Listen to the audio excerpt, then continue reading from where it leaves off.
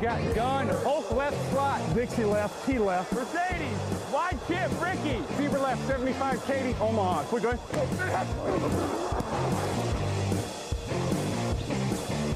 Last play of the game. Who's going to win it? Luck rolling out to the right. Dumps it up to Donnie Avery. Yeah! Goal line. Touchdown. Touchdown. Touchdown. Touchdown.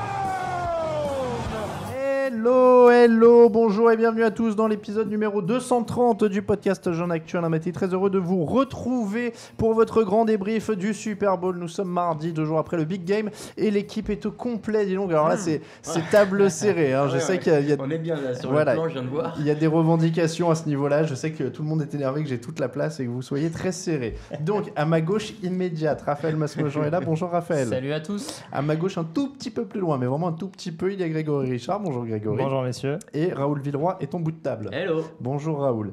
Les podcasts du mardi qui vous sont présentés par le Hard Rock Café Paris et ses soirées Game On qui ont eu lieu toute l'année cette année. Raoul, tu y étais d'ailleurs. Alors ça a été un peu dur la connexion dimanche soir, mais ça s'est bien passé. Je confirme que j'y étais et ça s'est super bien passé. C'était très sympa. J'ai rencontré plein de gens qui venaient tous les dimanches là, quand on y est, donc c'était cool de les voir. Et puis plein d'autres gens, donc c'était sympa. Tu t'es fait payer des bières de consolation ? Une, ouais.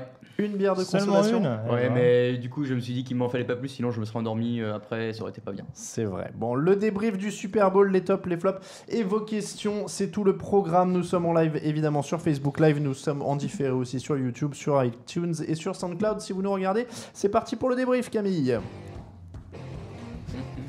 Et c'est reparti.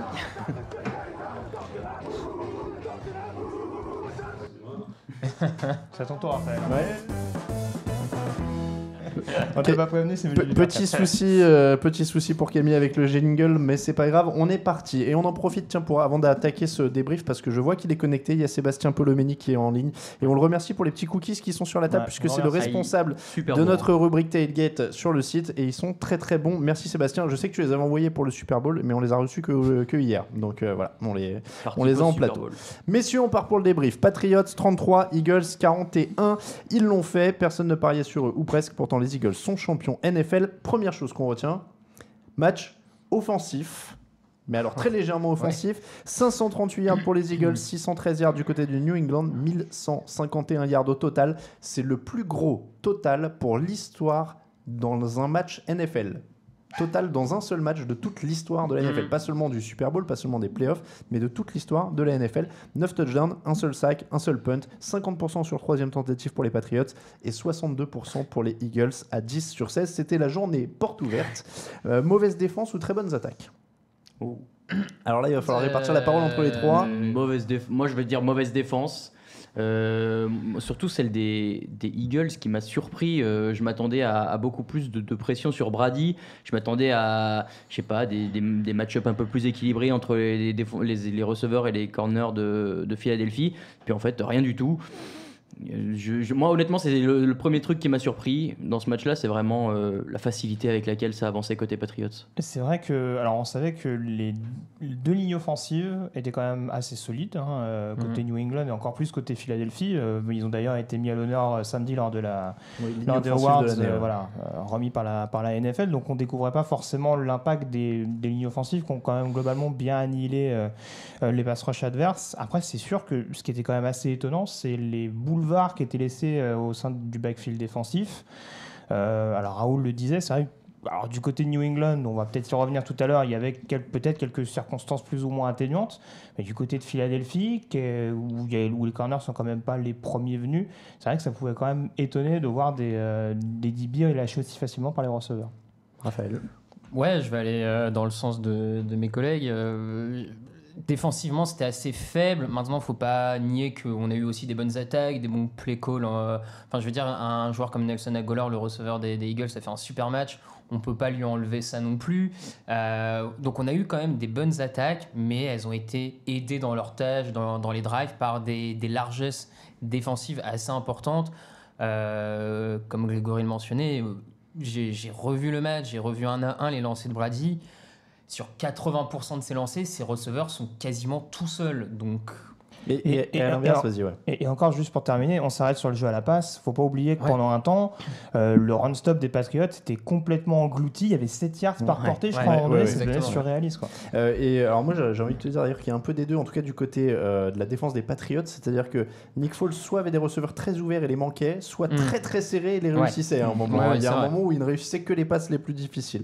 Nick Foles, justement, 28 sur 43, 373 yards, 3 touchdowns, une interception, qui n'est pas vraiment de sa faute, ça rebondit.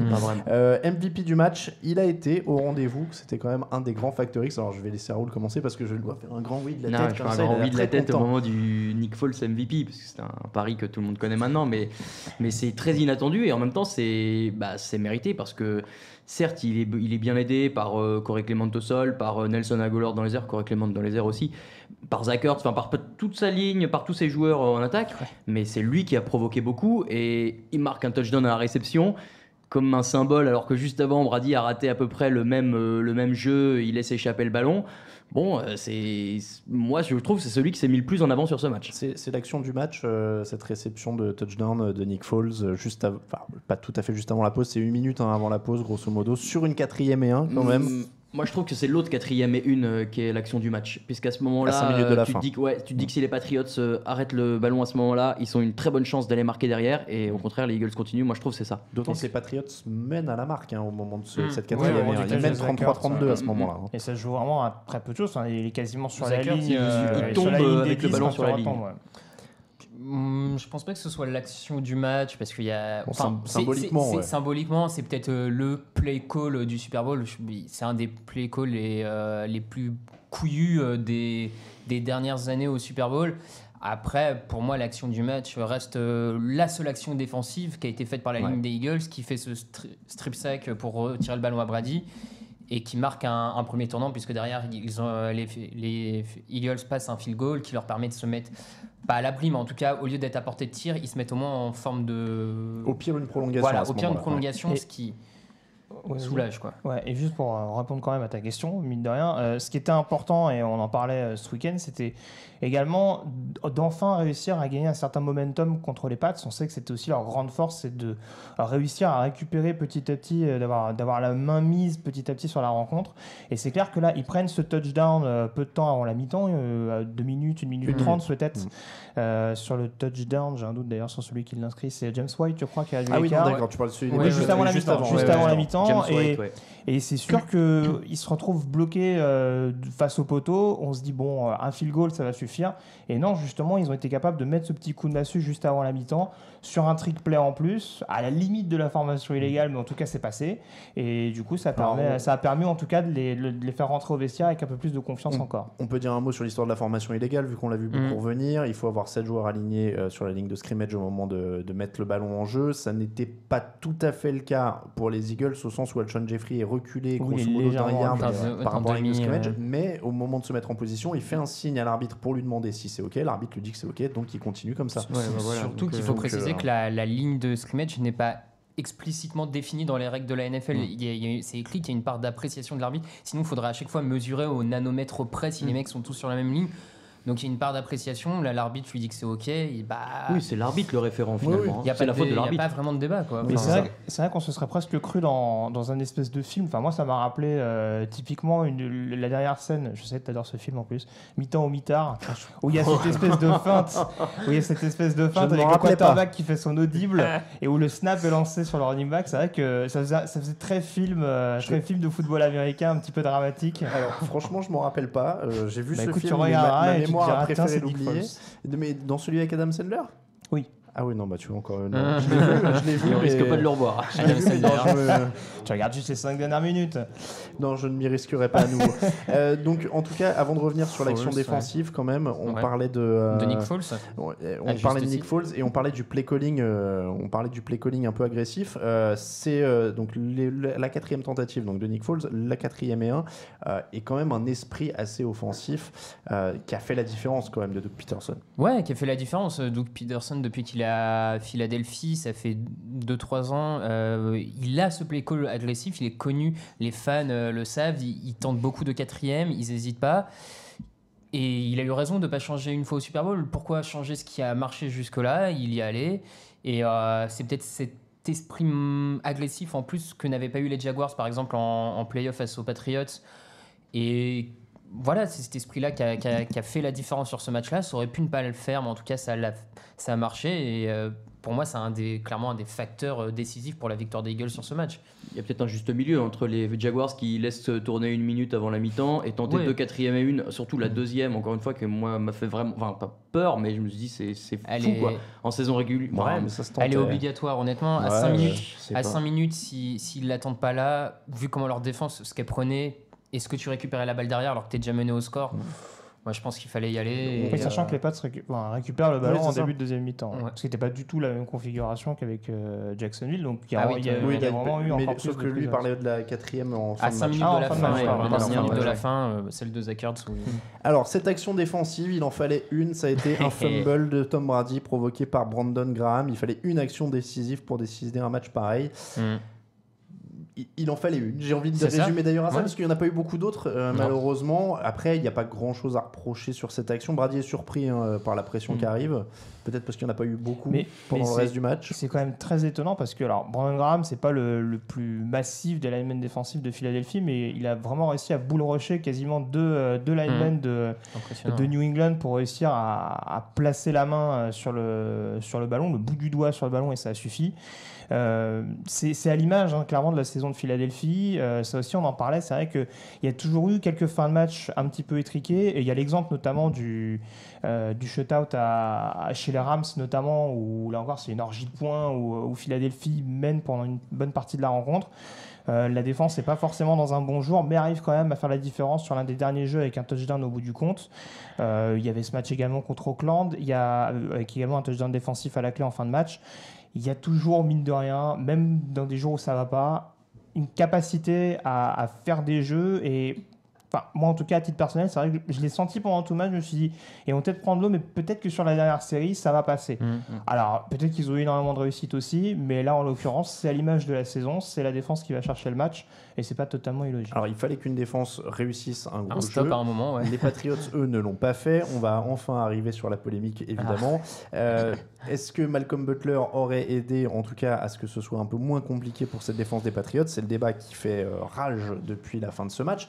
Parce que, alors c'est vrai que la situation est quand même hyper étrange. Malcolm Butler est en tenue. Il joue un seul snap en équipe spéciale, il joue pas du tout en défense, alors qu'il avait joué 98% des snaps en saison régulière. Bill Belichick nous dit c'est une décision de coaching, purement de coaching. Bon, pourquoi pas, mais pourquoi, à la limite, quand son équipe prend l'eau, parce qu'ils prennent déjà au moins 300 yards sur la première mi-temps, enfin ils prennent déjà le bouillon. Les deux mettent 300 yards. À quel moment il dit pas je vais quand même tenter de faire rentrer un mec qui m'a fait gagner un Super Bowl il y a 3 ans quoi. Ouais, enfin, c'est pas facile, mais on n'est pas dans sa tête. Ça se trouve, Butler c'est pas un peintre. Je sais qu'il fait pas une grande saison. Non, mais même sans être un peintre, tu sais jamais. Si Belichick, qui est quand même un coach plutôt bon dans ce genre de truc, se dit crois que c'est vraiment pas le que c'est bon. une décision de coaching? Bah pourquoi Non, pas? non, vraiment. Attends, tu fais pas tu punis pas le mec. Bon, t'es au-delà de ça normalement à ce niveau-là. Arrivé au Super Bowl, si t'as besoin de gagner, t'envoies même le mec qui t'a insulté le matin. Enfin, je sais pas. Attends, de 98% des snaps à 0, décision de coaching. Tu mets Bad Mosey et tu mets aucun play dans lequel Butler peut s'insérer pour. Il était blessé. Il a dit lui-même qu'il sait même pas pourquoi il a pas joué. Non, franchement. Alors, si tu veux, sur la question, moi ce qui m'embête, c'est ça, c'est que, en effet, on peut juger que Belichick est responsable de la défaite parce qu'il n'a pas choisi de faire jouer Butler. Bon, au final, on ne sait pas s'il a eu un impact, comme tu le disais. Hein, il aurait très bien pu se faire manger sur tout le match par Agholor, Torrey Smith ou Jeffrey, merci, c'est le nom que je cherchais. Mais ça fait aussi partie du style Belichick. Je veux dire, on ne découvre pas aujourd'hui. C'est un joueur qui fait avant tout passer le collectif plutôt que les intérêts personnels. Voilà, là, sur ce match, si Malcolm Butler, de son sentiment, lui a fait un coup dans le dos, on va dire, bah, même pour les besoins d'un Super Bowl, il va respecter ses principes. L'excuse qu'il invoque en conférence de presse, on y croit ou on n'y croit pas. On sait que Belichick, ça a toujours été un coach qui réglait les choses en interne, qui n'était pas du genre à s'épancher dans la presse. Mais alors je me rappelle pas des derniers exemples de joueurs. Je me rappelle, il y avait Wes Welker qui avait été benché, il y a Chandler Jones, Jamie Collins. Et encore, Jamie Collins qui l'avait dégagé à Cleveland. Mais alors, c'est pas le même non, mais contexte. ce que je veux dire, c'est que de contexte de joueurs qui se retrouvent sur le banc, est-ce qu'il avait dit un truc bidon du genre c'est du coaching, ou est-ce qu'il avait été honnête en disant c'est discipline mais on dirait rien de plus? Parce que là il dit même pas. Ouais. À la limite, Si on n'en a pas souvenir, c'est que c'est peut-être pas si criant que ça, il l'a peut-être pas déclaré explicitement. Non, mais ce qui est intéressant, c'est que du coup, si on pense que c'est pas un choix stratégique, ça veut dire qu'il est en train d'assumer et de prendre toutes les responsabilités sur le choix de Butler en cachant le fait que c'est peut-être disciplinaire pour en parler avec le joueur. C'est un choix, il fait le choix de pas en parler, de pas donner sa justification.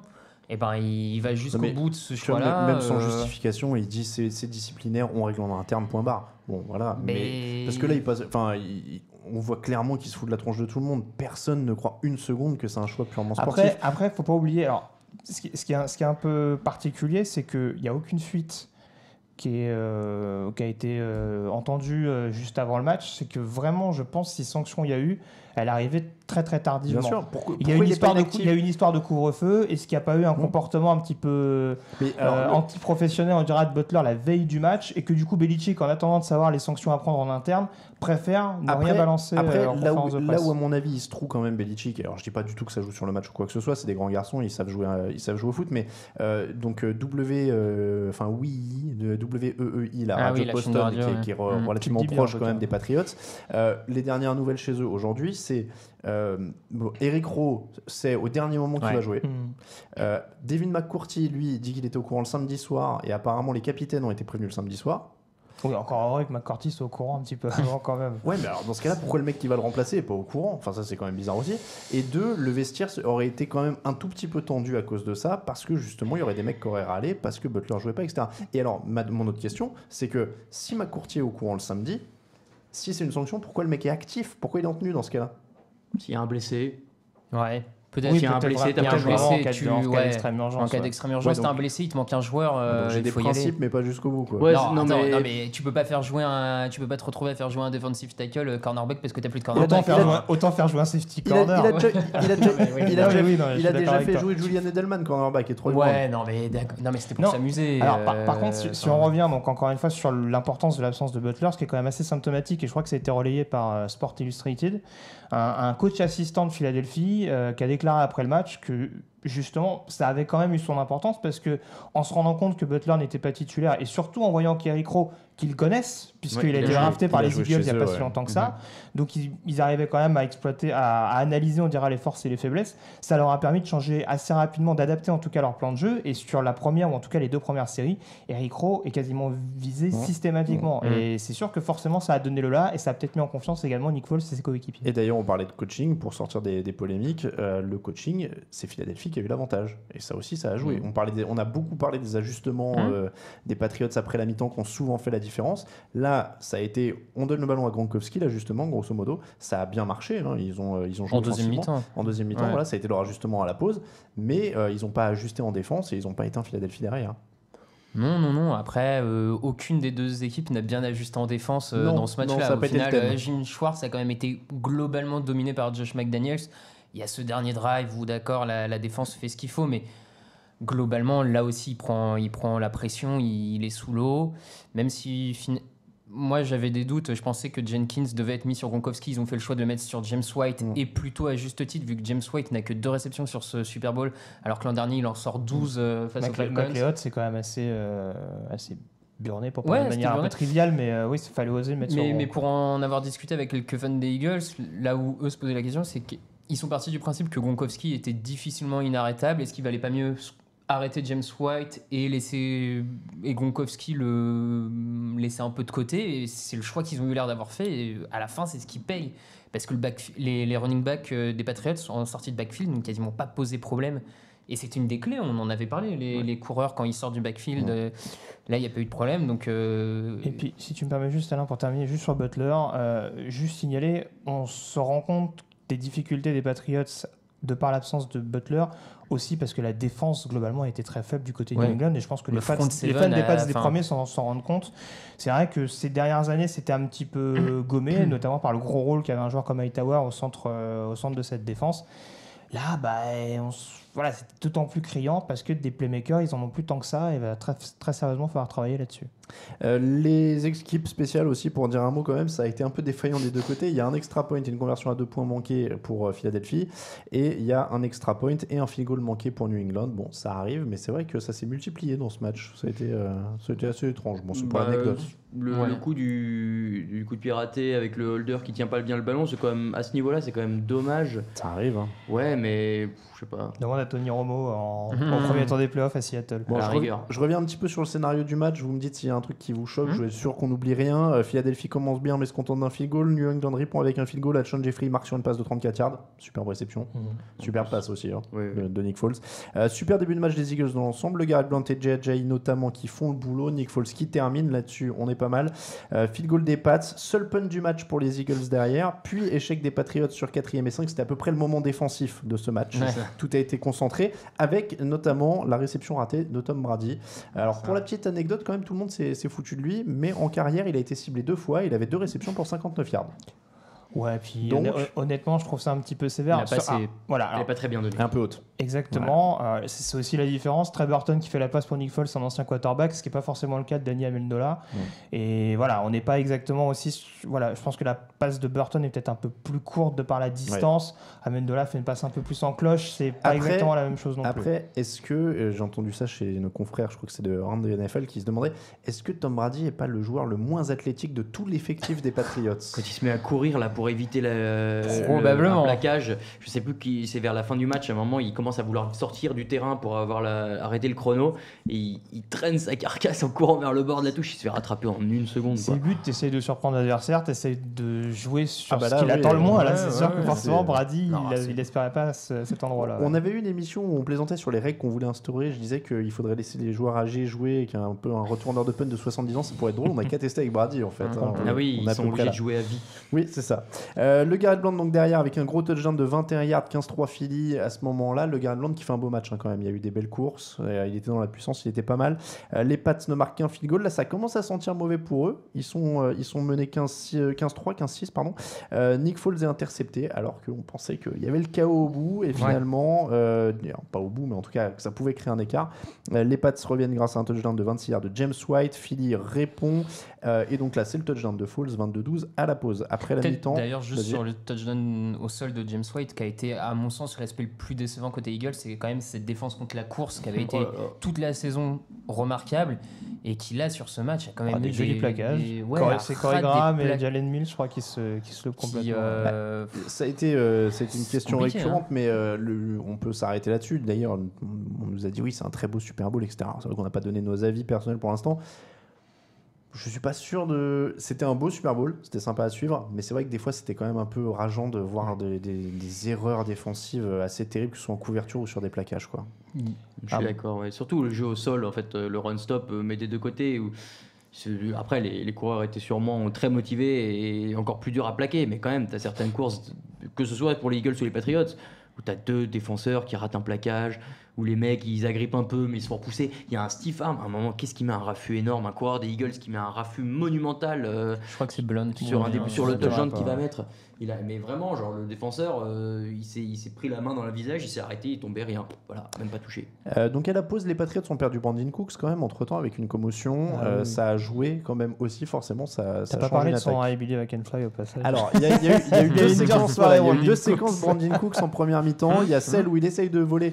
Alors on a tous beaucoup ri quand on regardait ensemble. Le mec stop, on se dit bon, plutôt que, surtout que c'est pas le mec le moins rapide du monde et le moins agile du monde, Brandon Cooks, il décide d'essayer de passer au-dessus du safety qui était de mémoire Jenkins en plus. Non, McLeod, je crois. McLeod, bon, voilà. Bon, quoi qu'il arrive, il essaie de lui monter dessus, il se fait remettre à terre et derrière, par contre, c'est Jenkins qui lui colle le casque et qui le sort. Donc ça aussi, ça joue quand même sur l'attaque des Patriots, même si ça leur a pas forcément manqué vu qu'il marque quand même quasiment toute la deuxième mi-temps. T'es sûr que ça réduit un petit peu ton playbook? Ça manque ta principale menace profonde. Ça réduit un peu. Après la mi-temps, donc ils mettent le paquet sur Gronk. Ça, on l'avait dit. Il est quand même inarrêtable parfois quand il veut. Et puis derrière, alors là, on arrive dans les petites discussions. Touchdown de Corey Clement pour les Eagles. Ralenti par ralenti, contrôle pas contrôle, 2 pieds pas 2 pieds. Discussion de quoi? Il n'y a pas de discussion à Non, avoir. tout le monde Il est a le d'accord. ballon dans la main quand aucun- le pied droit est au sol, il pose Ça- le pied gauche, c'est bon. Alors, si tu veux, la question se pose du moment où il réceptionne le ballon et où son premier pied touche le sol. A priori, de ce qu'on voit sur la lentille, il y a simultanéité. Ouais. Après, certains peuvent pinailler en disant qu'il n'a pas complètement le contrôle du ballon, d'autant que derrière, on a l'impression que le ballon glisse Ouais, un peu Moi, je la au niveau trouve du biceps. Donc c'est sûr que Je la trouve border. voilà, ça aurait été plus clean, on dira, si le troisième pied entre guillemets, son deuxième appui du pied gauche, s'était pas fait sur la ligne. Mais après, on l'a dit tout au long de la saison, c'est des règles qui sont floues, mais c'est quand même des choses où, voilà, nous on est plus partisans du fait de récompenser les receveurs sur ce type de réception-là, plutôt que pinailler en disant ouais mais c'est pas complet parce que disons que le ballon il est parti une microseconde, etc. C'est ça, c'est clair, comme le dit Greg, sur le moment pile où on pense qu'il a le contrôle, les arbitres, le premier coup, pensent qu'au moment où il met son premier pied au sol, il a le contrôle. Oui, et moi, oui. j'ai cette impression-là qu'au début, tout de suite, il la contrôle. Donc le deuxième pas est bon. Après, si tu dis oui, mais C'est un peu ce qu'on dit. On a souvent été victime du flou, donc je préfère c'est ça. poser la question. ça peut- Derrière, on a donc touchdown Chris Hogan, field goal Philly, touchdown Gronk. Et là, on se dit évidemment qu'ils vont gagner puisqu'ils sont repassés devant, 33-32. Et puis, c'est le drive qui est quand même un drive assez costaud parce qu'il dure Zach quasiment Ertz. 7 minutes. Il y a cette 4e et 1 sur leur 45 yards. Zach Ertz qui va chercher d'abord la 4e et 1 et derrière le touchdown. C'est une 4e et 1, mais il me semblait qu'ils étaient un peu plus. Moi, je crois que c'est 4 et 1. moi, ouais, je crois ok, aussi, mais mais Ok, moi, j'avais c'est 4 et 1. l'impression que c'était. Donc là, voilà. Et alors, par contre, petit truc, on se dit quand même, est-ce qu'ils sont pas allés trop vite? Parce que je me rappelle qu'on a fait la remarque en regardant. Pourquoi tu passes? J'ai entendu la phrase lancée une fois ou deux. Parce qu'il y a dû avoir une passe incomplète et un joueur qui sort. Si je dis pas de bêtises, il y a Agolor qui sort à un Agolor moment sort, du terrain. Donc il laisse quand même un peu plus de 2 minutes à Tom Brady. Et là, évidemment. Après, c'est compliqué quand tu es mené au score. Non, tu peux pas pinailler et dire quand on va tu t'appelles marquer plus Kyle tard. Shanahan, Ouais. qui était devant, tu peux te poser la question.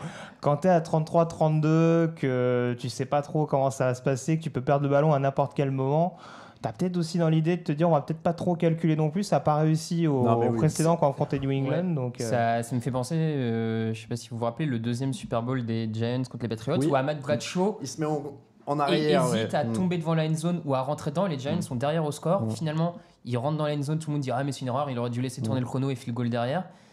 À la fin, il gagne et je pense que quand tu es derrière au score, faut passer devant point barre. Je suis partisan aussi de quand tu peux marquer les points, marque les points. Après, surtout quand tu fais confiance à ta défense. Alors sur ce soir-là, c'était pas le meilleur soir pour Ouais, être ça. super emballé, C'est mais la preuve qu'ils ont raison. Après, on est d'accord qu'à ce moment-là, on pense quand même tous que New England va quand même gagner. Oui.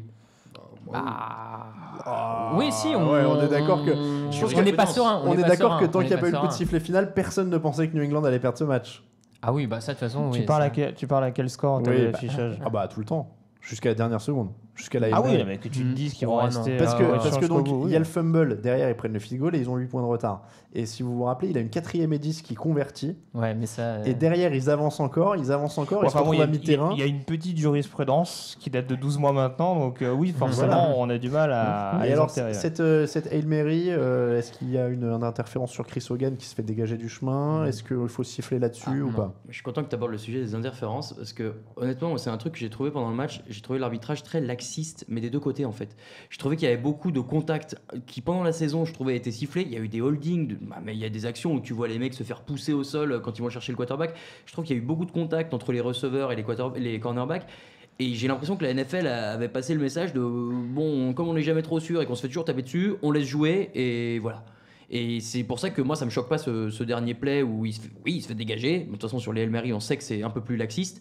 Mais Ouais. comme déjà c'était dans le ton du match, que moi honnêtement il y a eu quoi, un holding défensif sifflé, c'est tout. Une pénalité pour les Patriots, 6 en face. Ouais, si je c'est vrai dis que pas de globalement, on Et les a il y en a peu eu vus, très là. peu. Et moi je pense qu'on leur a dit vous vous faites oublier sur ce match-là, à moins que ce soit évident, vous dites rien. Et Le- bah, moi le, je trouve que seul c'est dans le moment, le seul moment où on les a vraiment vus, c'est cette espèce de faux moment suspense sur la validation du touchdown de Zach Zach Ertz. Ertz, Zach Ertz, ouais. où il y a un espèce de blanc énorme où Et l'arbitre où il fait genre commence- ah Ouais, je m'en rappelle. oui, Il c'est bon. commence en donnant les explications. Et C'est là, ça tu qui dis, nous a oh fait là peur. là là là. Il n'a pas dit le the ruling is confirmed. Il a d'abord dit le receveur Il fait le considéré machin. Il voulait son moment, il voulait Ouais. pas être perturbé par tout l'engouement du stade. Non mais il faut rappeler que parce qu'il y a aussi eu des remarques sur internet comme quoi le touchdown de Zach Ertz n'était pas valable alors qu'il celui-là, l'est totalement ouais. parce que l'arbitre l'explique bien. Zach Ertz fait les mouvements pour être considéré comme un runner, il passe le ballon à travers la end zone, point barre, c'est tout. Après on s'en fout qu'il la Il y lâche a- derrière. il y a les- il y a les 2 pieds d'appui après la réception, Je veux ce qui dire, pour moi suffit largement et c'est sans doute ce qui a fait défaut Et par exemple au à Jesse pire- James pour Pittsburgh si on Ouais. prend un exemple Au similaire. pire, il la récupère après, donc bon, même si c'était un fumble ou quoi. Oui, c'était très artistique. Ouais. On a fait du coup le tour, messieurs. Je sais que les gens aiment bien qu'on dise un petit mot sur le show de mi-temps. Justin Ah oui. Timberlake. Bah, ça va aller très vite. Je termine avec ça, je l'ai pas mis à la mi-temps. Moins bien que les années précédentes, je trouvais. Moins impressionnant. Pro, moi je suis sur le même mot que Raphaël. Ultra pro, lisse, carré, ça m'a. Ouais, mais tu vois, avant, on avait eu des trucs incroyables avec des gens qui volaient, des statues de fou et tout. Là, bon. Incroyable. Non, mais c'était. Non, mais je veux dire. Mais elle était enregistrée en plus, Lady Gaga qui volait, je crois. Non, Ouais. non, mais même, je pensais à Katy Perry, là, sur ce truc-là. Ah Moi, je trouvais oui, que c'était c'est plus vrai. impressionnant les années précédentes. Là, c'était pro, je suis d'accord avec vous, mais on s'en. Bon, voilà, Après, pas c'est vrai qu'on incroyable. s'est fait la remarque devant la télé, au tout début du truc, comme il est dans les sous-sols ou je sais pas quoi, on se disait, mais pourquoi il est devant 10 personnes, ça a l'air tout petit et très serré. Et comme tous les plans de caméra étaient très serrés, c'est vrai qu'on n'avait pas cette Ouais. impression de grandeur. Ils avaient cette intention de vraiment d'être au niveau du public. Et de- voilà, de- Kevin Ouais, qui voulait être au niveau du public. Bah, après, il filme pour la télé plus que pour les 80 000 dans le stade. Enfin, puisqu'il il y a en a 100 beaucoup millions plus. d'Américains qui regardent, donc Voilà. tu Donc, filmes ouais. pas. Ouais. Mais c'est vrai que moi, j'en garderai aucun souvenir, je crois. Bah, Non, moi non aussi, enfin, l'adjectif que j'allais prendre, c'est peut-être un peu sévère, mais j'allais employer le terme quelconque. Oui. C'est-à-dire qu'au final, ouais, enfin, j'essayais de me rappeler, enfin, si on prend une comparaison à peu près similaire, je me rappelle du show de Bruno Mars il y a quelques années de ça, qui n'était pas exceptionnel non plus, mais qui en tout cas vraiment mettait l'ambiance. Enfin, tu étais dans le stade, Alain, notamment à New York, il y avait quand même quelque chose. me Ne rappelle. serait-ce que la surprise Red Hot Chili Peppers et tout machin, le fait que ça pétait dans tous les sens, tout ça. Là, on était plus dans le côté, je sais pas comment dire ça, mais C'était lisse. oui, mais on était plus dans l'espèce de, pas de scénario, mais ouais, le déroulé, on dira, le côté un petit peu, bon bah je pars là-bas, Ouais. je me mets au milieu des gens avec les miroirs, etc. Voilà, c'est plus le côté théâtral que vraiment le côté performance que je retiens. Il danse Au bien. quand même. final, oui, la chorégraphie, bah Il ça danse après, bien. oui, Il danse on bien. Ça, on découvre va pas lui non ôter. plus, mais Je suis d'accord avec toi, un point de plus pour Bruno Mars. J'avais bougé mon petit corps dans la télé. mais est-ce que c'est mieux ou moins bien que Coldplay? Oh la vache. Attention, ils ont beaucoup Mais de Coldplay, fans, je pense qu'il faut c'était- changer non, mais de Coldplay, société. c'était C'est son échelle d'Alex Smith musicale. Coldplay, c'était dans le jour. Coldplay, c'était la journée, ça rend moins bien. Coldplay, c'était 2 jours et c'était chiant. Donc, C'est ça, d'accord. non, c'était Ça, horrible. c'est personnel, C'était horrible. ouais. Et dans le stade, tu le voyais. Alors, pour Ouais. Tu tout, dis ça parce que Sans t'avais pas être- ton briquet à Non, non, agiter de C'est- gauche à Non, droite. parce qu'ils avaient donné des trucs pour faire un tifo et je me rappelle, je crois, il y avait même un trou dedans pour que les gens puissent regarder. Tu sais, c'était un tifo à l'américaine confort. Donc c'était un tifo et non, franchement, c'était relou. Et je dis même pas ça. Enfin, tu vois, Katy Perry, par exemple, les gens bougeaient et regardaient et se levaient et tout. Oui, puis il y avait Left Shark quand même. Voilà, alors que Coldplay, tout le monde était assis et franchement, tout le monde s'en foutait. J'avais l'impression que même dans le stade, tu vois, que les gens étaient là, et voilà, il y avait rien qui se passait. On va juste retenir le garçon avec son portable. Voilà pour, Ah ouais, ça franchement. ouais, voilà pour l'analyse donc complète. On est allé jusqu'à Justin Timberlake. On passe un petit peu à l'actu de ces deux équipes. Un petit segment, messieurs, parce qu'on a beaucoup fait ça pour les équipes éliminées. La suite pour les Eagles, la suite pour les Patriots. La suite pour les Eagles, notamment, et ça commence par la première question, évidemment, Nick Foles, point d'interrogation. C'est une question à lui tout seul. Qu'est-ce qu'on fait avec les quarterbacks pour être plus général? Je pense On qu'on le trade garde. Carson Wentz. Hein. Non, mais on regarde. Trade Carson Non, Wentz, tu ça me l'entends paraît évident. Non, mais on sait pas quand est-ce qu'il va revenir Vance. Donc de toute façon, tu peux pas te mettre dans l'embarras, pour rester poli, en échangeant un des deux. Tu gardes Vance sous le coude, tu vas voir où est-ce qu'il en est à la reprise. Et Foles, vu ce qu'il a fait, il a gagné le droit de rester un peu dans le coin. Ouais, Je mais trouve. est-ce que Foles il va pas vouloir avoir une place de titulaire? Parce que Bah, toi tu pars du postulat bah, que il peut- Wentz va pas revenir, mais bon, il a peut être priori s'il titulaire, revient, au c'est le début. taulier quoi. Je suis pas d'accord. Moi, enfin, après, ça dépend. Moi, je suis le front office des Eagles. Si un club, une franchise me fait l'offre adéquate pour transférer Foles dès le mois de mars, et ben, je l'envoie. Un deuxième tour, je l'envoie direct. Il t'a fait gagner le Super Bowl et tu l'envoies pour un Mais deuxième c'est tour. le business, tu l'attends pourquoi? Non, mais tu pars du principe que peut-être pour Vance ça va mal se passer. Oui, d'accord, mais sauf que les Eagles, ça fait 3 ans qu'ils sont agressifs. Ils partent pas de ce principe-là. Alors- Ils vont partir du principe que il faut améliorer l'équipe. S'ils voient que ils peuvent avec ce deuxième tour améliorer l'équipe, et ben ils iront. Et puis on a vu clairement que Nick Foles a bien pris la suite de Carson Wentz en playoff, ce qui veut dire que c'est aussi le système qui est capable Voilà, de fabriquer les potentiellement, quarterbacks. voilà. Donc est-ce que Nick Foles c'est vraiment essentiel? C'est pas sûr. Voilà, ma question c'était ça, c'était est-ce que l'enjeu de tout ça, c'est pas finalement à quel point vous faites confiance C'est à ça. votre système? Si, c'est ça. Complètement, Voilà. c'est ça. Si Peterson est persuadé qu'il peut envoyer Foles pour un deuxième tour chez les Browns, récupérer, parce J'aime qu'on en bien avait cet beaucoup exemple. parlé, J'aime bien cet exemple. récupérer, je sais pas, mais même reprendre Sam Bradford en remplaçant et que Sam Bradford peut faire pareil qu'un Foles, et ben tu le fais. Je pense que Bradford dans je ce veux dire, système-là peut faire voilà. pareil qu'un Foles. Il a Moi l'air. je vois pas pourquoi t'hésiterais sous prétexte que ouais ok le gars a ramené un Super Bowl très bien mais c'est business alors, hein. très sincèrement, ce qui m'inquiète, c'est Vance, faut pas oublier qu'il se blesse en décembre quand même, et que c'est les croisés. Donc je suis pas persuadé qu'il soit à 100% au mois de septembre. Moi, c'est le seul truc qui me rend un peu plus précautionneux aussi, parce que je me dis, si tu attaques le mois de septembre et que tu perds 2-3 matchs dès le début, ça peut vite te mettre en mauvaise posture. Et encore plus mettre la pression sur un Vance qui reviendrait de blessure, qui aurait un genou. On sait que les mecs sont pas toujours à fond dès la première année. En plus, quand ils reviennent des croisés, il leur faut quelques mois pour se remettre un peu dedans, etc. Donc moi, c'est le seul truc qui me ferait dire. En plus, il est pas cher, Nick Foles.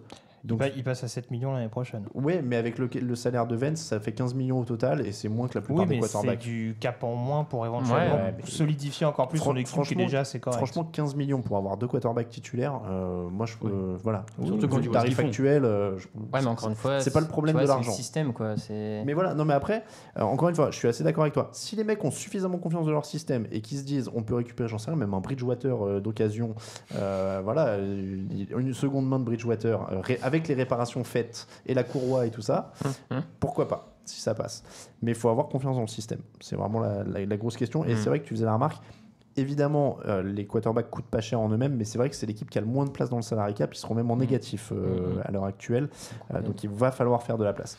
Un petit mot sur la draft, les priorités, qu'est-ce que ça pourrait être pour eux? à noter qu'ils ont qu'un premier tour hein. C'est ça, ils ont lâché, voilà, troisième. ils ont lâché des choix dans l'échange Tu pour sais que avoir c'est une Vance. excellente question parce que c'est justement Je te justement un demande pas, je te casse-tête. demande pas des noms, hein, mais Non, mais pas des noms, mais des postes. Oui. Enfin, on est d'accord on qu'il a- leur faut des cornerbacks. alors, on après, se posait la lui- question du cornerback, faut pas oublier Ils non sont plus. jeunes. Et j'avais la discussion avec Loïc Goyen, notre développeur, sur le chat interne du site. C'est vrai qu'ils ont Sidney Jones, qui a été drafté l'année dernière, qui a un gros espoir, mais dont on savait qu'il allait manquer la première année.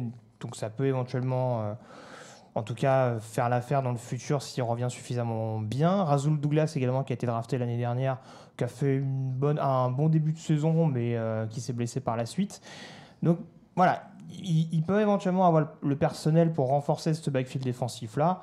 Après, ça peut être un luxe éventuellement. Encore une fois, l'équipe est globalement complète, donc il n'y aura rien d'infamant à se pencher sur un cornerback. Renforcer les lignes également. On a vu que Jason Peters s'était blessé en cours Ouais. d'année. C'est vrai qu'ils gagnent aussi sans leur left tackle, hein, quand même. On Sans parle leur du left quarterback, tackle. Même si Ali Poulivaitaï a bien pris le relais Oui, au oui, poste de mais tackle droit. sans le left tackle sans Darren Sproles qui quand même dans un playbook te permet de Après, ils faire ont fait des trucs venir Ajayi, intéressants. quand même.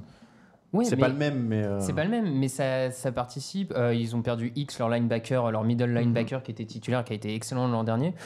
Moi, je pense comme Grégory, je ferai des petits ajouts en défense. Et peut-être receveur également, parce que. Alors, ça commence à se savoir maintenant, je suis pas un fan absolu de Torrey Smith. Ouais, oui, oui. Le Danny Amendola des Eagles, comme on me l'a vendu sur W9. Voilà, je pense qu'une bonne doublure au poste de receveur, ce serait pas du luxe. Il est impitoyable sur les comparaisons. Les Patriots, il y avait pas mal de questions. Alors, ils ont officiellement perdu leurs deux coordinateurs. Cette fois, c'est fait. Matt Patricia à Détroit et Josh McDaniels une heure avant l'émission du côté d'Indianapolis. On n'a pas encore les noms des remplaçants potentiels. On pensait que ce serait Brian Flores pour la défense. Mais Ouais, ce sera Greg Schiano. C'est officiel? Ça l'est plus ou moins. En tout cas, il a déjà passé l'entretien. Et visiblement, Belichick, c'est son s'il pote. reste. Ah bah c'est son pote. Hein. Mais voilà, c'est son grand pote. Son grand copain. Deux personnes qui sont pas du tout austères. Alors, J'aimerais bien être dans une conversation entre Belichick et Schiano. Je pense que ça va être sympa. les défenseurs, ils vont s'amuser l'année prochaine. Ouais, je pense aussi. Est-ce que celui qui pourrait partir finalement serait Rob Gronkowski? C'est le seul qui a laissé évoquer une possible retraite à la fin de ce match. Et j'ai envie de dire, ça me paraît pas si fou que ça. Après, est-ce que c'est pas un peu son caractère Émotif. turbulent, Ouais, d'être un peut-être peu aussi, à chaud, de dire oh, je sais pas, on verra. Attends, alors moi je me fais l'avocat du truc, mais il a quand même été blessé quasiment tous les ans. Il s'est fait exploser la tête contre les Jaguars. Il a quand même mis une bonne dizaine de jours à être validé avant le match. Sachant qu'il l'est sans doute pas totalement, mais Voilà. parce que, Il a quand même donc été très souvent blessé. Il joue toujours avec cette énorme protection sur son bras. Il Ouais, a c'est eu vrai. des problèmes de dos. Il a eu là la commotion. Problème d'alcool. Ah non, c'est L'alcool, ça il que gère. Ça, il est- Ça va, ça, c'est pas un problème. C'est au contraire. Non, alors, mais vas-y, tu vois ce que je veux dire, il a quand même déjà 2 titres. Il a de l'argent pour vivre. il aime faire la fête justement. Est-ce qu'il se dit pas qu'il a envie de la faire en étant lucide et de se rappeler avec qui il a couché la nuit d'avant? Voilà. C'est sûr, mais alors, c'est vrai que bon, ses seuls propos, jusqu'à preuve du contraire, c'est je vais me laisser le temps d'y réfléchir. Voilà, je pense pas qu'il va partir 2 jours pour faire peser le pour et le contre.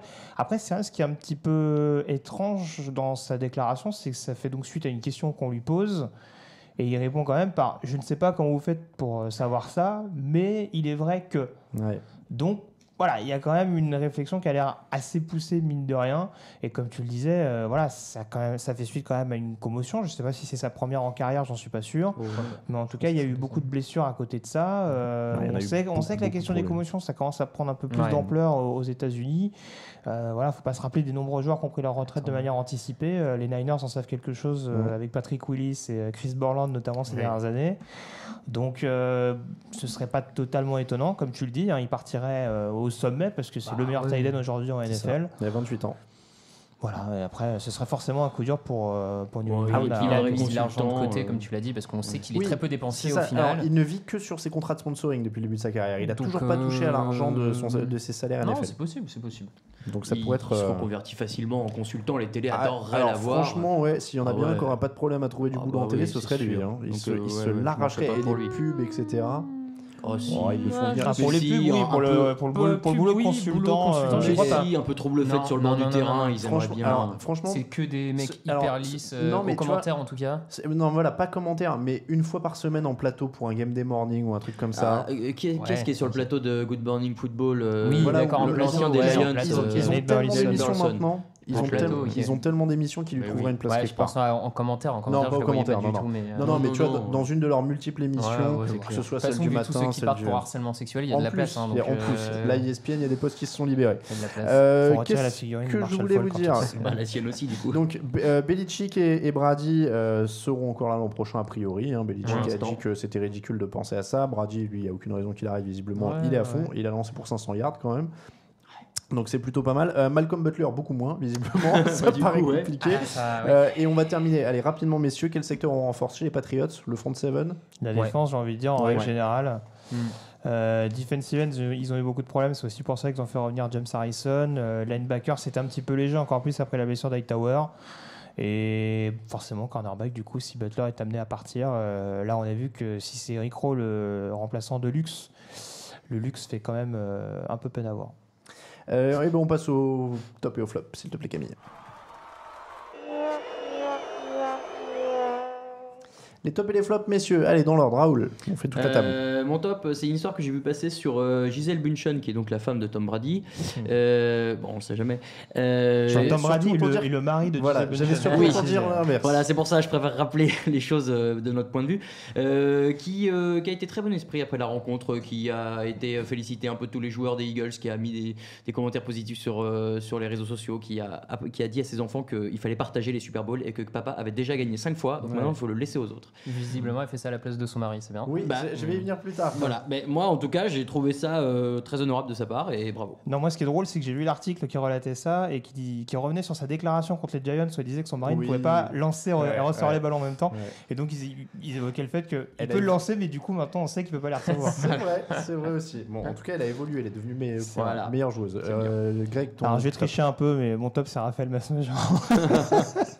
Par rapport au bingo TDA, je vais dévoiler quelques coulisses de l'émission, mais on a donc vu l'émission le Super Bowl ensemble dimanche soir, et donc on cherchait absolument à ce que toutes les phrases du bingo passent, dont le fameux "les Patriots ne sont pas morts", qui aurait été quand même assez énorme, parce que là le scénario s'y prêtait parfaitement, et vu que ça ne sortait pas, on sentait qu'il était pas, mais il ne sortait pas. Raphaël a quand même envoyé sur Twitter un message à Richard Tardif en disant "Richard, est-ce que les Patriots sont morts?" C'est vrai, j'avais oublié quand il avait fait ça. Ah, je l'ai pas vu passer. Donc c'est à la fois un top et un flop parce qu'il y a une petite fricherie, mais bon, en tout cas. Et il l'a dit ou pas? Avec beaucoup de réponses premier degré qui étaient très drôles. Oui, c'est vrai que du coup, Raphaël a donné de sa personne parce que du coup, il s'est fait allumer par la team premier degré. Moi, j'avais l'état portable, j'avoue, j'ai pas suivi. Mais voilà, ça n'a rien à voir. Ça n'a pas un rapport direct avec la NFL, mais quand même. C'est vrai. Raphaël, ton top. Mon top, Zach Ertz, le jeune tight end des Eagles, qui a été totalement décisif et clutch sur le dernier drive où il marque en marquant le touchdown, en réussissant la 4e et 1. Et parce qu'en plus, Zach, tu m'as fait remporter beaucoup d'argent, alors je te remercie. Grâce à Unibet aussi, qui m'a permis de parier sur toi. Mais je remercie pas les Patriots d'ailleurs à ce niveau-là. Moi non plus. Mon top, Doug Peterson et ses grosses corones, on va dire ça. Raoul, flop. Moi, je peux pas passer outre cette défense qui était. Tu as dit le bon mot, c'est rageante. C'est vrai que c'était rageant de voir à quel point c'était facile pour les attaques. C'est toujours sympa de voir du jeu offensif, mais quand c'est trop facile, au bout d'un moment, je trouve ça lassant. Voilà, moi, ça m'a énervé. Craig. Mon flop, on va un peu y revenir, mais c'est les fans qui s'offusquent de la décision de Belichick de bencher Butler. Encore une fois, tant qu'on ne connaîtra pas tous les dessous de l'affaire, ce sera difficile de se prononcer. Mais ça fait partie de ces coachs où voilà, on prend tout ce qu'il y a avec. Ouais. L'année dernière, un coach comme Kyle Shanahan, on peut lui cracher dessus en disant il fallait pas faire ça à ce moment-là. C'est lui qui emmène Atlanta au Super Bowl. Et s'il n'avait pas été là, t'aurais pas été au Super Bowl. Belichick, s'il n'était pas ce qu'il est, avec ses qualités, avec ses défauts, avec sa vision propre du coaching, les Patriots n'auraient pas le palmarès qu'ils ont aujourd'hui. Donc pour moi, voilà, il a toujours eu cette gestion en interne, cette vision, cette fameuse Patriot Way qu'il a toujours mis en avant. Voilà, là encore une fois, tant qu'on ne sait pas ce qu'a fait Butler, voilà. Mais remettre en question ça me paraît un petit peu étrange. Je suis pas tout à fait d'accord avec toi sur ce coup-là. Tu vois, moi, j'étais plus justement en désaccord avec ceux qui ne le critiquent jamais et qui même ça disaient non, mais il gère, c'est pour le bien de l'équipe. Le mec a sûrement été nul à l'entraînement cette semaine. Puis c'est pas totalement ce qu'il dit. Il dit pas que Belichick a eu raison ou qu'il gère. Faut pas découvrir à qui on a affaire. Voilà, c'est ça. Il a fait son. Ouais, mais non, moi, les fans des Patriots ont l'air de découvrir leur coach. Bah non, il a toujours été comme ça. Est-ce que c'est le bon choix ou pas? Non, oui, non, on peut en discuter. Moi, je trouve ça bien qu'il puisse avoir un sens critique et dire qu'il fait une bêtise aussi. Ouais, je suis assez d'accord aussi. Mais on dit pas de pas dire qu'il fait une bêtise. En tout cas, je pense pas que c'est ça que tu veux dire. C'est que faut pas être surpris par ça en fait. Ah bah surpris, pas forcément, mais dire qu'il fait une bêtise, ils peuvent quand même. Mais ça, on le sait pas. À l'instant T, on le sait pas qu'il a fait une bêtise parce qu'on ne sait pas ce qu'a fait Butler. Moi, franchement, il était vivant, en tenue, avec ses deux bras et ses deux jambes, donc il devait jouer. Enfin, tu vois, il avait même pas de sang sur son maillot comme Ray Lewis ou un truc comme ça. Enfin, tu vois, il y a rien quoi. Comment tu la voyais venir? Oh punaise. T'as vu? 5 km. Ray Lewis, Super Bowl, sang, meurtre, on est là, on est dans les bonnes références. Raphaël, ton flop. Mon flop, ça va être aussi l'aspect défensif qui a été un peu oublié. C'est sûrement très bien pour les gens qui découvrent le football américain tard pour une première fois. Très bon match pour W9 ça. Puis comme on en parlait un peu avec Camille, ce qui est bien dans ce Super Bowl là, c'est qu'il y a eu en permanence des réponses. Les équipes se sont répondues en permanence, donc il n'y a pas eu de vrai temps mort. Il n'y a eu qu'un seul punt, donc ça c'est très sympa. Mais alors après, un seul sac dans le match. Ouais, non mais moi, clairement. Alors mon flop, il y avait Butler sur le banc, il y en avait un autre. Et alors c'est Raphaël, tu m'as envoyé le lien tout à l'heure en me disant si tu veux faire sauter les commentaires, tu peux mettre ça. Il y a un truc comme quoi Brady s'est barré du terrain sans féliciter Carson Wentz, Nick Foles. Et alors sur le coup, c'est vrai, je t'ai répondu ça. Je dis c'est peut-être pas inhabituel. C'est vrai que il y a les confettis, il y a les trucs, peut-être que des fois avec le podium, etc. Et alors de ce que j'ai vu visiblement, Ryan est venu féliciter Brady l'an dernier.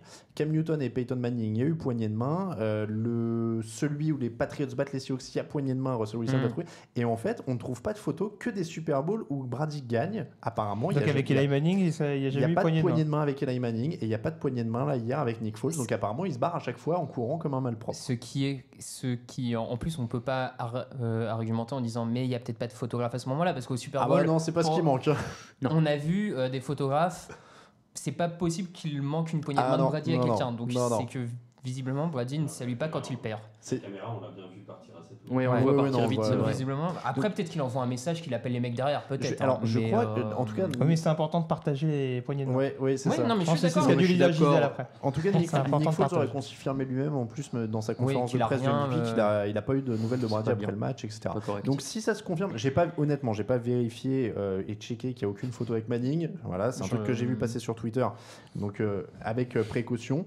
Mais a priori, moi, si c'est vraiment pas le cas, Là, pour le coup, c'est vraiment une mentalité stupide et bête et triste parce que, enfin voilà, c'est aussi dans les défaites qu'il apprend, quoi. C'est aussi là qu'il apprend le plus. Donc, surtout, moi je me souviens de cette image de Richard Sherman qui était allé serrer la main à Tom Brady à la fin du Super Bowl perdu par les Seahawks, où il s'était un peu chamaillé avant le match, et ça, moi j'avais trouvé ça classe, et pourtant Dieu sait que j'ai pas Richard Sherman dans mon cœur, mais voilà, là j'avais trouvé ça. Pas surpris que Sherman soit quelqu'un de plus. Oui, non mais voilà, non mais après voilà, c'est autre chose. Mais Tom Brady, on sait, est un très mauvais perdant, mais là c'est au-delà de ça, c'est ridicule. On avait, a priori, Peyton Manning aussi avait pas serré la main à Breeze. Peyton Manning Manning avec a serré la main à Breeze. Ah, oui. Par contre, il avait serré la main à Wilson. Peut-être, ouais. C'est Ah peut-être oui. pas le seul, Oui, cela Wilson, dit. ouais. Non, mais ça a dû arriver, et c'est pour ça qu'on n'avait pas fait la bref sur le site tout de suite. On se dit ça doit arriver. Voilà, on n'a pas voulu non plus mettre le feu aux poudres juste sur un truc, sur un détail. Mais Tom Brady, c'est un mauvais perdant. Ouais. Non, mais s'il s'avère qu'il l'a jamais fait en 3 fois, je trouve ça quand même un petit peu limite. On passe aux questions. Et c'est là que je vois l'air désabusé de Raphaël, c'est que j'ai oublié de les imprimer. Voilà, c'est ce qui arrive. Je dois me lever et aller les chercher pour faire une transition. Non, parce qu'elles sont même pas imprimées et que tu as pas le mot de passe de mon ordinateur. Donc je vais. Ah bah toi t'as le live. Bah moi oui, mais moi j'étais censé partir. Bah tu meubles un peu. Ah tu es censé partir. Est-ce que tu peux animer les questions pendant 3 minutes? J'ai plus de batterie, mais je peux essayer. Ah bon, alors attends. Moi j'ai hésité à évoquer le sujet tout à l'heure, je me suis dit non. Alors attends. Surprise. Je laisse mon ordinateur à Raphaël. Tout à fait. Voilà. Et donc j'attendais qu'une femme sorte d'un gâteau avec des questions. Et je vais chercher les questions. Bah alors Raphaël, lis-nous la première question s'il te plaît. Alors, vas-y, c'est ton heure. Alors, il faut que les gens posent des questions. Par contre, il faut balancer des questions. Poser des questions dans le chat. Poser des questions quand même. Si, une question que j'ai vu souvent revenir, mais qu'est-ce qu'on fait de Nilfos? On y a répondu. Bon bah tant pis, dommage. Merci Raoul. Dès que tu peux nous aider comme ça, t'hésites Pas pas. de service. Non, bah du coup, personne ne pose de questions. Mais du coup, je vais aller les chercher directement Soyez sur pas le timide, site. On va aller voir des questions intéressantes. C'est bien de meubler pour la Quel dernière avenir pour saison. Nick Foles? On l'a dit les gars. Les Cleveland Browns. Mais non, pas les Browns. Mais si, les Cleveland Mais non, Browns. mais John Dorsey est allé le prendre à Kansas respectez-le, City. il Il vaut ira mieux le que ça. chercher pour Cleveland. À noter que Thomas Blanchet nous précise qu'il y a une photo de Brady avec Chris Long. Bah, Voilà. Ok. Après, Ouais, vraiment, c'est son ancien coéquipier. C'est pas tout à Peut-être fait c'est la Chris même Long chose. qui allait le voir. Hein. Paul nous dit que son flop, c'est le bac blanc qu'il a raté à cause du Super Bowl. C'est peut-être lui déjà qui nous avait Oui, je pense posé la aussi, question. ouais. Salut Paul, t'as eu raison. On est désolé. On t'a dit qu'il fallait que t'assumes. Hein. Bah ouais, c'est ça. Hein. Question de Clint Eastwood. Pourquoi Raoul est le seul sans chemise? Parce que je mets très rarement des chemises. Et il a pas de pantalon non plus. Pour rendre hommage à la célèbre chanson. C'est absolument faux. Guillaume Moget nous demande les photos de Loïc. Alors, une fois pour toutes, tous les gens qui les demandent, vous ne les verrez pas. J'en suis désolé pour vous, parce que seul Alain et moi l'avons vu, et ça restera comme ça. Voilà. Allez, on se lance. Question de Max Salou. Quelle équipe est la mieux armée pour gagner l'année prochaine? Bah, c'est dans ce genre de. Quand tu sors d'un match comme ça, c'est toujours les deux qui en reviennent. Maintenant, les Jaguars, s'ils recrutent un quarterback digne de ce nom, vu ce qu'ils ont, ça peut faire très mal. Je suis de retour. Mais avec une surprise. Voilà. Tout ça pour me retenir. J'ai le retour. Ah oui, non, bah tu peux filer si tu veux. Ah ouais, bah super. Tu peux filer si tu veux. Camille, t'es sur le plan large? Attention, surprise. Voilà, on va pouvoir picoler à l'antenne. Tout ça pour ça, en fait, les questions étaient prêtes depuis le début. Comme ça, on est. Non, les questions étaient pas prêtes. Je viens de les ramener au passage. Ne t'inquiète pas. Du coup, tu nous les lis. Allez, je vous en donne une. M.AS. Le TD de Foles en fin de première mi-temps est-il un des plus beaux appels de jeu de l'histoire du Super Bowl? Ouais. C'est très audacieux. J'ai bien aimé. Et puis bien fait. J'ai bien aimé l'appel du Steelers Seahawks avec la passe de. C'est Randall, je crois qu'il doit faire la passe de touchdown pour Heinz Ward. C'est vrai que c'est. Ouais. Après, moi, je réclamais un onside kick au retour de la mi-temps des Eagles pour enfoncer le clou derrière. Ça aurait été, parce que les Saints l'avaient fait contre les Colts. Ça, c'était un des plutôt pas mal. Tiens, avant que Raoul va partir pendant les questions parce qu'il doit nous quitter, mais il y en a une de Ron Swanson.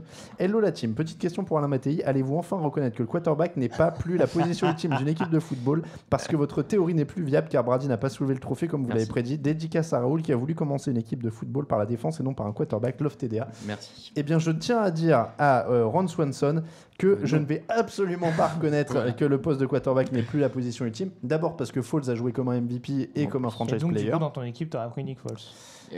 C'est ce que tu vas nous vendre. Le Nick Foles d'hier, mais de tout. Non, alors j'aurais pris Nick Foles avec Doug Peterson Malone et Reich, le coordinateur offensif. D'accord. Ça fait beaucoup de. Mais surtout. Et la ligne offensive. Non, mais alors, très bien. Non, mais très bien. Foles a gagné un Super Bowl, etc. Donc, il y a 18 équipes seulement sur les 20 dernières, grosso modo, au lieu de 19 sur 20, qui ont gagné sans un franchise quarterback. Je ne vais pas faire d'une anomalie ma règle de vie. Voilà, c'est tout. Non, mais Donc, bien ça sûr, reste mais- que 2 non, mais quarterbacks ça- en 20 ans. Je ne vais pas changer. C'est recevable. C'est Voilà. recevable. Merci beaucoup. Tu peux partir, Raoul. À votre service, messieurs. Merci à vous. On te remercie. T'es sûr que tu veux pas une coupe de champagne parce que j'ai des superbes coupes en plastique qui t'attendent pour fêter la fin. À consommer avec modération. Alors, précise. on va faire un truc très radiophonique pour ceux qui ne nous suivent pas en vidéo, mais alors fais attention, je ne sais pas à combien s'élève le montant de la caution pour le plafond, hein, Raphaël. Pensez on a de la marge. En plus, il est en plastoc. Alors, et bien sûr, tu fais attention de ne pas arroser parce qu'il y a du coup, je beaucoup reste. de matériel électrique sur cette table et qu'on risque de tous mourir. Bon, bah, je vais prendre une gorgée. Raoul, je tu vais vous prends une faire coupette cet affront, Allez. je suis pas un Donc, sauvage. pendant ce temps-là, je vous demande, salut l'équipe, Falls aux Cards ou aux Jaguars, est-ce que c'est faisable et vous en pensez quoi? Mais non, il ira au Browns. Écoutez-nous un peu là. Il ira au Browns. Ah, vous Mais êtes oui, ils ont dur. plein de choix de draft. Ils en bazardent un premier ou un deuxième, et puis c'est bon, ils ont leur Ah bah, quarterback un titulaire. premier, pour un premier, Alors, d'accord. attends, je vais faire ça à côté du Ah, micro si- parce qu'il faut que ce soit radiophonique. Si- Il faut pas qu'ils en mettent dessus. Ah ouais, attends, il faut qu'il y ait une coupe. Bah, Raphaël, vas-y. Allez Et bravo les Eagles. Si les Eagles récupèrent le 4e choix Bon. grâce à Nick Foles, ils sont contents. hein. Oh, le braquage. Le hold-up, Ce serait la meilleure Après, intersaison de l'année. je vois pas les Jaguars aller chercher un Nick Foles. Je suis pas persuadé. Enfin, les Jaguars, s'ils y vont, c'est pour essayer de. Et eux aussi, ils ont un cap un peu chaud quand même. Ouais. Ouais, il y a un peu de... Je tiens à préciser quand même qu'on est au Champagne. Pourquoi? Parce que c'est la dernière Merci. de la saison et qu'on voulait profiter des questions des auditeurs pour se faire plaisir et pour fêter cette saison quand même très chargée sur TDA. Il n'y a pas de coupe pour Camille. Bah, il y a que 4 coupes propres, Ah bah, je suis attends, mais désolé. moi je vais donner la mienne en Raoul partant. fait alors. cul sec. Et puis... Allez, Raoul fait QC Allez, qui bon, redonne attends, la là, sienne à Camille qui est à la technique. Donc messieurs, je continue Oh, avec merci. les questions pendant que ça picole. En plus c'est du très bon, on remercie Raphaël quand même qui a ramené la bouteille. Plus sérieusement, j'ai vu un journaliste avec tweeter que le modération, 5-3 de Brady au Super Bowl était une stat qui soulignait une certaine faiblesse et que c'était moins bien qu'un 4-0. Qu'en pensez-vous, hater ou justifié? C'est une question de pas de chichi. Alors, Franchement, c'est ça. 5 n'importe quoi, je prends. Hein. Je trouve ça complètement stupide. Ça, c'est exactement le même débat qu'avec LeBron James. C'est ça, et c'est Oui, c'est exactement ça. ça. Je trouve ça Ah, mais- stupide. Alors que les gens ne jouent pas tout seuls. Raphaël, il est pas d'accord. Forcément. Totalement. Non, mais- Moi, je préfère faire 5-3 que 4-0. C'est ça, Moi, je non- préfère faire 5-12. je m'en fous. Non seulement les gens. c'est Moi, ça. t'as 5 quoi. Attends, non seulement Greg a raison en disant déjà il joue pas tout seul, donc il faut quand même savoir ce qu'il y a autour. Et puis troisièmement, en effet, je trouve ça complètement débile de dire ah t'as vu, il a joué 10 finales, mais il en a gagné que 6, ou il a joué 10 finales, il en a gagné que 5. Fallait y aller 10, 10 fois en finale, sachant qu'au Super Bowl c'est encore plus dur. Et puis voilà, enfin comme dit Raoul, moi 5-12, je préfère avoir 5 titres plutôt que. Parce que là, on regarde la fiche de 5-3, mais du Et- coup, c'est quoi la fiche qui s'en rapproche le plus en termes de participation Ah, au mais Super Bowl? c'est, Ça va pas être grand-chose. Non, et puis ce qui est fou, c'est que c'est d'en arriver du coup à dire non, c'est mieux qu'ils soient éliminés au premier tour. Bah non, c'est mieux d'aller au final quoi du coup. Donc on a vu Camille à l'écran et voilà, il est venu chercher de l'alcool. Alors on a dit, On a enfin trouvé une technique pour le faire venir devant la caméra. on sait pas trop si on a le droit, mais a priori on est sur internet, on n'est pas régi par le CSA, donc on fait ce qu'on veut et les recettes pompettes existent, donc on est dans le flou, on est dans le bon. On parle souvent en NFL de manque de bons quarterbacks, mais quand on regarde Nick Foles MVP du Super Bowl et de beaux playoffs, qu'on repense à sa première saison, qu'est-ce qu'il nomme qui sort d'une super saison? Jared Goff, le jour et la nuit avec l'arrivée de McVay. Au final, le problème ne serait-il pas plutôt les coachs et coordinateurs qui ne savent pas les utiliser? Question de Green Falcon. C'est une bonne question. Après, de là à dire que du coup, tous les coachs qui savent pas utiliser sont mauvais. Mais effectivement, on peut se poser la question de quelques coordinateurs offensifs, peut-être un peu vieux jeu, qui n'arrivent plus forcément à. Bah, c'est sûr que là, sur les exemples qu'il prend, il y a quand même un dénominateur commun. Donc, Oui. On va pas découvrir aujourd'hui que Jeff Fisher et ce coaching staff sont pas les plus. Ah, la casquette. Ah, on pensait qu'il nous disait au revoir, mais en fait, Ouais, pas du tout. Non, en non. fait, Il récupère salut. sa casquette. Voilà, en plus, pour une casquette des Patriots. Et Va-t'en. voilà. Ah, j'ai dit à l'antenne, mince. Sinon, j'ai une très bonne remarque de Bruno Martinez qui nous dit les Browns n'ont perdu aucun Super Bowl ces 30 dernières années. C'est vrai. C'est vrai. Voilà. Du Donc, coup, c'est mieux. Du coup, ils sont meilleurs. Pourquoi ces 30 dernières Cela années? dit, C'est 52 dernières années. On c'est attaque, 52. j'y ai repensé parce que je lisais un commentaire d'un de nos auditeurs là-dessus. On attaque toujours les Browns en termes de lose, mais les Browns ces dernières années, dans les 30 dernières décennies, ont fait des finales AFC. Par exemple, les Lions n'ont jamais fait de finale NFC. C'est vrai. Donc, arrête. Enfin voilà, pour dire les Lions sont encore plus des losers que les Browns peut-être, sur le fond. Voilà, Et ça va un changer petit avec, tacle pour Détroit. avec l'homme au crayon. Avec Pat Patricia, salut l'équipe, pour renforcer le suspense dans les pronos, est-ce que vous ne feriez pas également une récompense pour le premier? Car si on avait le sentiment qu'il n'y avait plus qu'Alain et Raoul qui étaient concernés par les pronos. Je suis d'accord avec question ce... d'Alex. Ouais, faudrait qu'on fasse un petit trophée. Quelqu'un proposait une bannière sinon.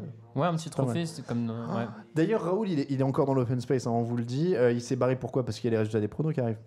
Ah oui. On oublie pas Raoul, ton il est gage, parti parce qu'il y a les résultats des pronos qui arrivent. Il s'en va avant la déchéance.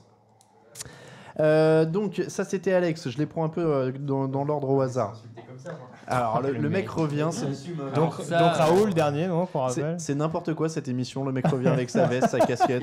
Non mais attends, je vais pas me laisser traiter de lâche devant tout le monde, ça va pas, non, j'assume totalement, je suis terriblement déçu d'avoir perdu. On fait juste un point prono et on repasse aux questions. Alors, au pire on va allez, il y a encore pas mal de questions. Vas-y, on fait un point prono, il y avait pas de jingle pour ça. Le point prono, donc Raphaël et moi-même à 5 points la semaine dernière puisqu'on a pronostiqué les Eagles. C'était 5. Merci beaucoup. Oui, après ça changeait rien, c'était pour départager. Ça pouvait être 12. Raphaël 187, Grégory 182, Alain 172, Raoul 167. Merci Joachim pour les comptes pendant toute l'année. Raoul, nouvelle défaite. Alors j'avoue que plusieurs auditeurs, ils ont été très nombreux même à souligner que tu avais vécu une semaine assez difficile entre ton passeport refusé à la douane, les problèmes de connexion au Hard Rock Café quand on a essayé de t'appeler et la défaite dans les pronostics. J'ai failli pas voir le Super Bowl parce que la télécommande là où j'ai regardé marchait pas. Ah oui, c'est vrai qu'il par la pensée, il tue les décodeurs aussi. Je suis arrivé, ça marchait pas, j'ai raté 6 secondes du match, pendant 10 minutes j'ai essayé tout, puis finalement j'ai réussi. Mais... La loose totale. Bon, Raoul, on trouvera ton gage un peu plus tard. Il y avait des gens qui avaient des idées à base de Justin Timberlake et de choses comme ça. Il y a encore une chanson sur Just Dance, si ça vous a plu, on peut le refaire. Mais après, je sais pas si on fait Just Dance, mais ouais. Systématique. On peut faire autre chose.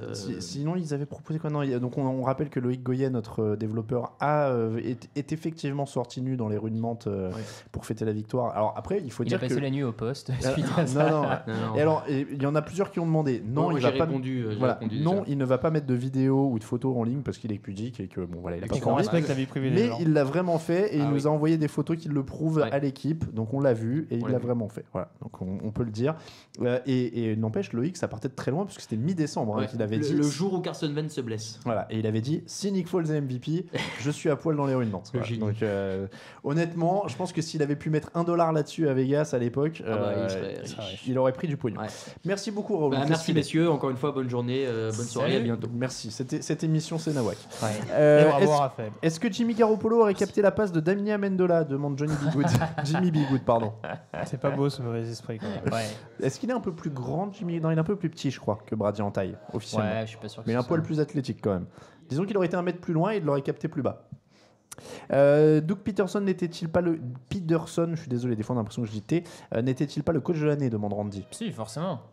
Ouais, mais moi je suis pas fan de faire de l'histoire rétroactive comme ça. Non, McVay fait un truc incroyable, il mérite son titre. Sans faire du rétroactif, mais n'empêche que n'avoir reçu qu'une voix alors qu'il était premier de la NFC. Oui, autant d'écart avec McVay. Il est premier NFC ex aequo avec Minnesota par exemple.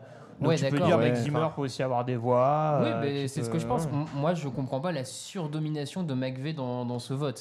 Après, c'est à titre personnel. Après, le truc, c'est qu'un individu qui vote à chaque fois. Donc, s'il pense que McVay mérite plus, ça te fait forcément une majorité comme ça. C'est toujours une question de transformation. Moi, je veux bien que les gens nous disent les Eagles étaient à 7-9 l'année dernière. Maintenant, ils n'étaient pas au fond du trou non plus. Ils avaient commencé avec une fiche de 3-1. C'est vers la fin que ça s'est un petit peu cassé les dents, mais on sentait qu'il y avait quand même déjà du potentiel dans cette équipe de Philly. Ils étaient dans leur progression, donc il y avait ça aussi qui jouait. Et je te dis, moi, c'est comme les gens qui viennent nous voir en disant Nick Foles, vous voyez, il fallait pas l'enterrer, etc. Enfin, quand il était au bout du rouleau à Kansas City, en fin de saison régulière, faut pas oublier ses performances. Et il était pas très bon en fin de saison régulière. Le match contre Oakland, il était quand même nullissime. Et contre Dallas, après. Oui, enfin celui-là, le match en lui-même était pourri. Donc voilà, encore une fois, c'est toujours beaucoup plus facile après. On est à l'antenne et on fait des prédictions, donc forcément on se plante. Star Trek, qui est-ce qui est le moins intéressant à regarder? Un Super Bowl où les défenses ne sont pas au niveau et laissent les attaques se balader, exemple Patriots Eagles, ou un Super Bowl où les attaques se font totalement dominer par des grosses défenses, Panthers Broncos 2016. Celui-là était mieux que Panthers Broncos 2016, je vous le dis tout de suite. Il n'y a même pas débat. Après, parce qu'il y a eu le débat et on nous a beaucoup posé la question, pour moi, ça, c'était pas le meilleur Super Bowl. C'était pas un super un Super Bowl, au sens où c'est quand même beaucoup plus agréable quand l'attaque avance, mais en méritant ses yards face à une bonne défense. Et c'est en ça que pour moi, le Super Bowl Seahawks-Patriots, le dernier, reste au-dessus, parce qu'il y avait une qualité de jeu des deux côtés qui était incroyable, et quand Brady gagnait des yards, il les méritait. C'était face à la Legion of Boom qui était quand même à l'époque encore très forte, et il y avait vraiment une lutte, il y avait des belles actions, il y avait des plaquages rapides, même quand le mec captait un ballon, au moins il était plaqué et il fallait avancer un peu plus. C'était pas des balades comme ça, voilà. Donc, clairement, le premier Giants Patriots, c'était pas une orgie de points, et c'est vrai que ça restait assez serré pendant très très longtemps. Mais il y avait aussi quand même un bon boulot de la défense, même si les attaques n'étaient pas catastrophiques. Bon, Eli Manning sort le meilleur, on dirait, en quatrième quart-temps. Mais voilà, c'est aussi la défense des Giants, notamment sur ce match-là, qui arrive à faire déjouer une attaque de New England qui, on se rappelle, était irrésistible puisque c'était la saison canon des Brady, Moss, Walker et compagnie. Oui, c'est vrai que là, ils avaient signé une sacrée performance. On va arrêter les questions là, messieurs. On a fait le point sur les pronostics.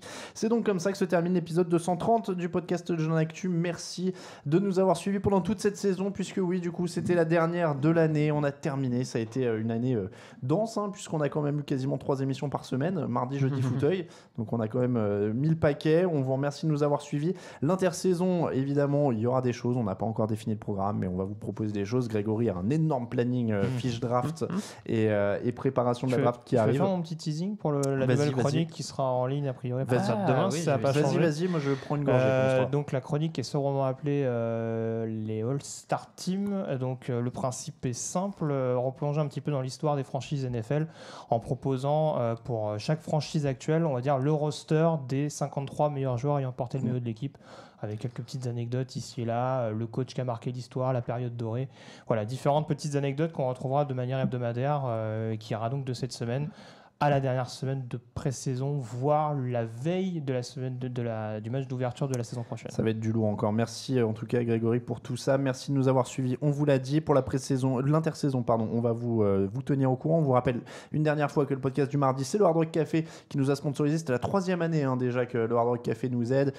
On espère que ce sera encore le cas l'année prochaine. En tout cas, nous, on s'est bien amusés et on les remercie de leur soutien.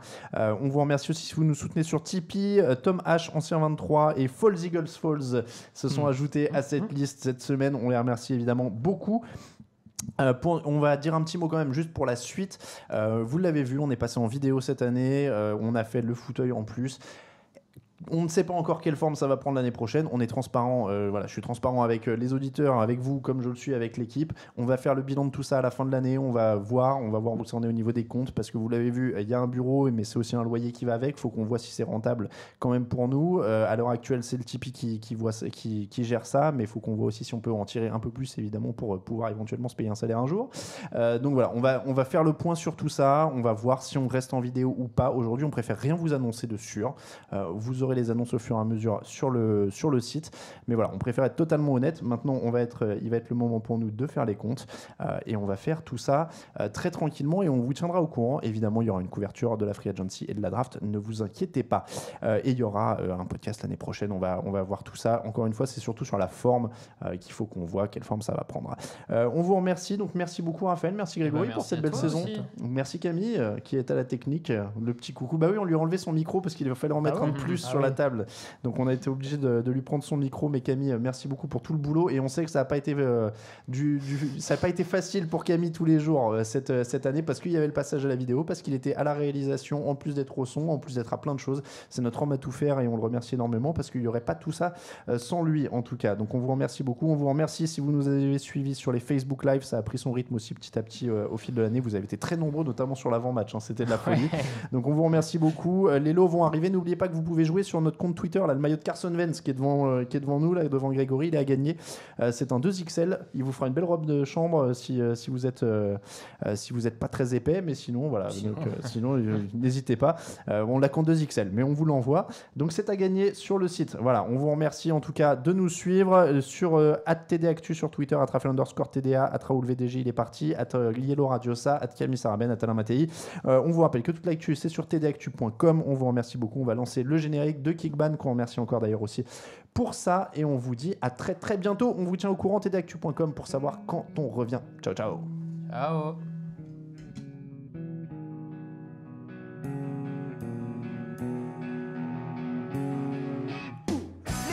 analyses, fromage et jeux de mots, tout sur le foutu est en TDAQ. Le mardi, le jeudi, tel gâteau risotto, les meilleures recettes en TDAQ. Fumble pour JJ Watt, Bismuth pour Marshall Lynch, Rocas Global Beckham, Tom Brady quarterback, calé sur le fauteuil, option Madame Irma, à la fin on compte les points et on finit en requin.